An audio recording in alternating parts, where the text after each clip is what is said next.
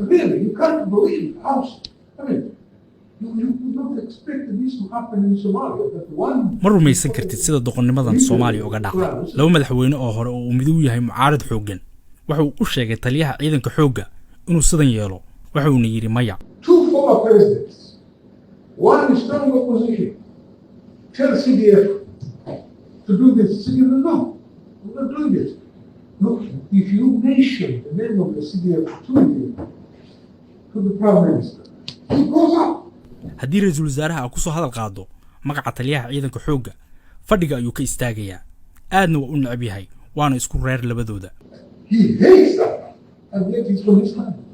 So really all of these things which we know and we've been knowing for quite a long time and we still know waan ka warqabnaa arrintan muddo dheer waana ay ka sii daraysaa and it is true what has happened in the Plain, what happened before, because there was another substance over.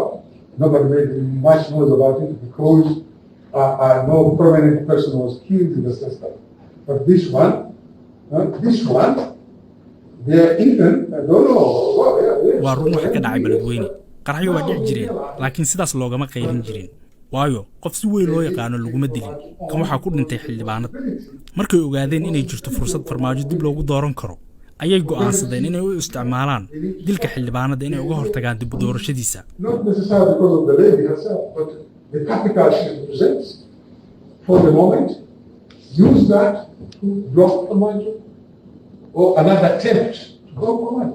Why is Madeira not to consider? Why was Delhi siding with Madeira on Garbahara?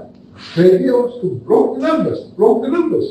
But now they are seeing that, they may not be able to block this now. muxuu madoobe isugu dayi waayay doorashada Gedo muxuu sadane arrinta garbahaare madoobe ula saftay heshiisku wuxuu ahaa in codadka la kala jabiyo balse hadda waxa ay u jeedaan wax ka duwan I don't agree with all of you that now the battle lines have been drawn and the fight is going to be here because it's apparently clear now that they can now go for the election of the Speaker and Deputy Speaker. These election of the Speaker and Deputy Speaker and these MPs. arrinta hadda waa soo gabagabowday dagaalkana wuu bilaabanayaa waayo way iska caddahay inay mar kale ku guuleysan karaan doorashada gudoomiyaha baarlamaanka iyo ku-xigeenkaba